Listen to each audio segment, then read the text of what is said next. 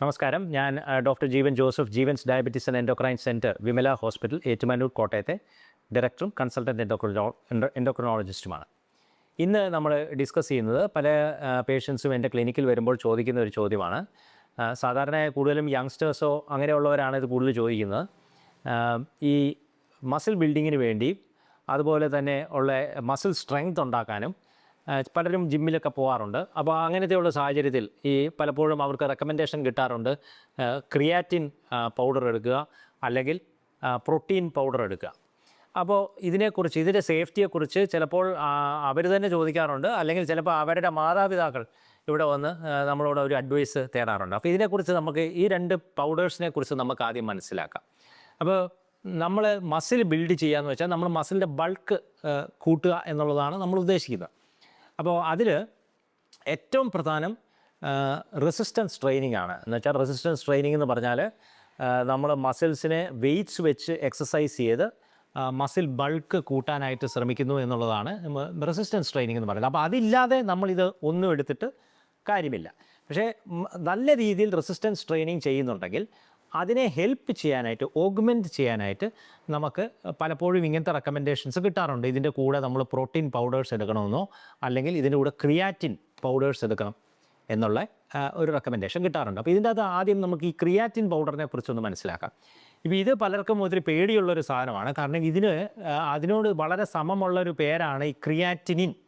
അപ്പോൾ ഈ ക്രിയാറ്റിനിൻ കിഡ്നിയുടെ പ്രവർത്തനം അളക്കുന്ന ഒരു ടെസ്റ്റ് ആയതുകൊണ്ട് ഈ ക്രിയാറ്റിൻ കഴിച്ചാൽ ക്രിയാറ്റിനിൻ കൂടുവോ, അല്ലെങ്കിൽ കിഡ്നിയുടെ ഒരു പ്രവർത്തനത്തിനെ അത് പ്രതികൂലമായി ബാധിക്കുമോ എന്നുള്ളതാണ് പല ആൾക്കാരുടെയും ഒരു സംശയം. അപ്പോൾ ആദ്യം മനസ്സിലാക്കുക, ഈ ക്രിയാറ്റിൻ എന്ന് പറഞ്ഞാൽ ഒരു പ്രോട്ടീൻ അല്ല, അതൊരു 3 അമിനോ ആസിഡ്സ് ചേരുന്ന ഒരു കെമിക്കലാണ്. അപ്പോൾ ഈ ക്രിയാറ്റിൻ്റെ ശരിക്കുള്ളൊരു നമ്മൾ കഴിച്ചാൽ അതിൻ്റെ ഒരു എഫക്റ്റ് എന്ന് വെച്ച് കഴിഞ്ഞാൽ അത് ഈ ഫോസ്ഫോ ക്രിയാറ്റിനായി നമ്മുടെ മസിലിൽ പോയി അത് ശരിക്കും മസിലിന് ആവശ്യമുള്ള എനർജി മോളിക്യൂൾസിനെ കൊടുക്കുക എന്നുള്ളത് അതിൻ്റെ അകത്തുള്ളൊരു വളരെ പ്രധാനപ്പെട്ട ഘടകമാണ്. ഈ മസിലിന് ഇപ്പോൾ ഒരു എക്സ്പ്ലോസീവ് എനർജി വേണമെന്നുണ്ടെങ്കിൽ, ഫോർ എക്സാമ്പിൾ ഒരു സ്പ്രിൻറ്റർ, അല്ലെങ്കിൽ ഒരു സ്വിമ്മർ, അല്ലെങ്കിൽ ഒരു അത്ലീറ്റ്, അവർക്കൊക്കെ വേണ്ടതെന്ന് വെച്ചാൽ അവർക്ക് ആ ഒരു സ്മോൾ പീരീഡ് ഓഫ് ടൈമിലേക്ക് അവരുടെ മസിൽസിന് എക്സ്പ്ലോസീവ് ലെവലിൽ അവർക്ക് എനർജി വേണം. എന്ന് വെച്ചാൽ എന്നാൽ ഈ മസിലിൽ അവർക്ക് ഈ ടോപ്പ് ലെവലിൽ പെർഫോം ചെയ്യാൻ പറ്റുള്ളൂ. അപ്പോൾ അതിനുവേണ്ടി നമുക്ക് ഈ ക്രിയാറ്റിൻ ഉപയോഗിക്കുന്നത് വളരെ നല്ലതാണ്. കാരണം ഇത് ഈ ATP മസിലിലേക്കുള്ള ഈ ഊർജം കൊടുക്കുന്ന ആ മോളിക്യൂൾ, അല്ലെങ്കിൽ ആ കറൻസിയെ എത്തിക്കുന്നതും അത് സ്റ്റോർ ചെയ്യുന്നതും പ്രക്രിയയിൽ ഒരു വലിയ റോൾ കളിക്കുന്ന ഒരു സാധനമാണ് ഈ ക്രിയാറ്റിൻ. അതുകൊണ്ട് ഈ ക്രിയാറ്റിൻ പൗഡേഴ്സ് ഒരു 3 to 5 grams പെർ ഡേ ഒക്കെയാണ് നമ്മളൊരു സപ്ലിമെൻറ്റേഷൻ എന്ന് പറയുന്നത്. അപ്പോൾ അത്ര എടുക്കുന്നത് കൊണ്ട് ശരിക്കും ഈ മസിലിൻ്റെ സ്ട്രെങ്ത്ത് അതിൻ്റെ ബൾക്കല്ല കൂടുന്നത്, പക്ഷേ ഒരു എക്സ്പ്ലോസീവ് ലെവൽ ഓഫ് ആക്ടിവിറ്റിക്ക് മസിലിനെ സജ്ജമാക്കുന്നത് അതിന് ഒരു റോളുണ്ട്. അപ്പോൾ ആ ഒരു ഡിഫൈൻഡ് രീതിയിൽ നമ്മൾ സേഫായിട്ട്, അല്ലെങ്കിൽ അത് ലിമിറ്റ് കൂടാതെ എടുക്കുകയാണെങ്കിൽ അത് റീസണബിളി സേഫായിട്ട് നമുക്ക് എടുക്കാവുന്നതാണ്. അത് പ്രത്യേകിച്ച് നമ്മുടെ കിഡ്നിയെ ബാധിക്കാനൊന്നും പോകുന്നില്ല.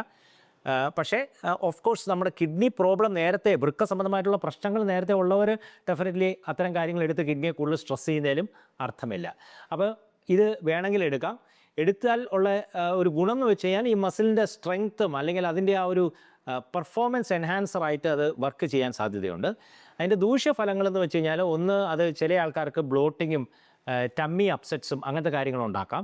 പിന്നെ ചില ആൾക്കാർക്ക് പെട്ടെന്ന് ഇച്ചിരി വെയിറ്റ് കൂടുന്ന പോലെ കാണിക്കാം. കാരണം അങ്ങനെ കാണാറുണ്ട്. കാരണം വെച്ചാൽ ഇതൊരു വാട്ടർ അബ്സോർബ് ചെയ്യുന്ന ഒരു പ്രൊഡക്റ്റാണ്. വാട്ടർ റിറ്റൻഷൻ ഉണ്ടാക്കുന്നത്, വെള്ളം നമ്മുടെ ശരീരത്തിൽ റിറ്റെയിൻ ചെയ്യാൻ, മസിൽസിൻ്റെ ഉള്ളിൽ റിറ്റെയിൻ ആവും. അപ്പോൾ ഇച്ചിരി വെയിറ്റ് കൂടുന്നത് പോലെയും കാണാറുണ്ട്. പക്ഷേ അത് രണ്ടുമല്ലാതെ നമ്മൾ ഡിഫൈൻഡ് പർപ്പസസിന്, ഡിഫൈൻഡ് ലെവൽസിൽ എടുക്കുകയാണെങ്കിൽ നമ്മളിതിനെ പേടിക്കേണ്ട കാര്യമില്ല. ഇനിയാണ് രണ്ടാമത്തെ പ്രൊഡക്റ്റ്, അതാണ് പ്രോട്ടീൻ പൗഡേഴ്സ്. പ്രോട്ടീൻ പൗഡേഴ്സ് എന്ന് പറഞ്ഞാൽ നമുക്കറിയാം, നമ്മൾ ഈ മസിൽസ് എക്സസൈസ് ചെയ്യുമ്പോൾ മസിൽസിനകത്തൊക്കെ ചെറിയ മൈക്രോ ടയേഴ്സ് ഉണ്ടാവും. അപ്പോൾ ആ മസിലിൻ്റെ മൈക്രോ ടയേഴ്സ് റിപ്പയർ ചെയ്യുന്നതിലും മസിലിൻ്റെ ബൾക്ക് കൂട്ടുന്നതിലും വളരെ ഒരു പ്രധാനപ്പെട്ട ഘടകമാണ് ഈ പ്രോട്ടീൻസ് എന്ന് പറയുന്നത്. അതുപോലെ പ്രോട്ടീൻ പലപ്പോഴും നമ്മൾ ഡയറ്റിൽ എടുക്കുകയാണെങ്കിലും നമുക്ക് മീറ്റ് പ്രൊഡക്ട്സിൽ നിന്ന് കിട്ടും, ഫിഷിൽ നിന്ന് കിട്ടും, എഗ്ഗിൽ നിന്ന് കിട്ടും. ഇതിൽ നിന്നെല്ലാം പ്രോട്ടീൻസ് നമുക്ക് എടുക്കാൻ പറ്റും. പക്ഷേ പലപ്പോഴും നമുക്ക് പ്രോട്ടീൻസ് മാത്രമായിട്ട് എടുക്കാൻ പറ്റില്ല. ഇങ്ങനത്തെ സാധനങ്ങൾ എടുക്കുമ്പോൾ ആ പ്രോട്ടീൻ്റെ കൂടെ നമുക്ക് ആവശ്യത്തിൽ നല്ല രീതിയിൽ കാലറീസും വരും. ഫോർ എക്സാമ്പിൾ ഒരു എഗ്ഗ് കഴിക്കുകയാണെങ്കിൽ അതിൻ്റെ അകത്ത് 70 കാലറി ഉണ്ട്. 6 ഗ്രാം പ്രോട്ടീനും ഉണ്ട്. അപ്പോൾ ഈ 6 ഗ്രാം പ്രോട്ടീൻ എടുക്കാൻ വേണ്ടി നമ്മൾ 70 കാലറി എടുക്കേണ്ടതുണ്ട്.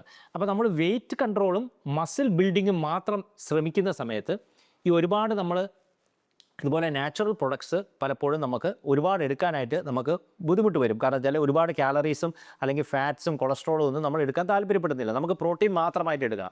അങ്ങനത്തെ ഒരു സിറ്റുവേഷനിലാണ് ഈ പ്രോട്ടീൻ പൗഡേഴ്സ് നമ്മൾ ഉപയോഗിക്കുന്നത്. അത് ഈ വേ പ്രോട്ടീൻസും ഉണ്ട്, പ്ലാന്റ് പ്രോട്ടീൻസും ഉണ്ട്.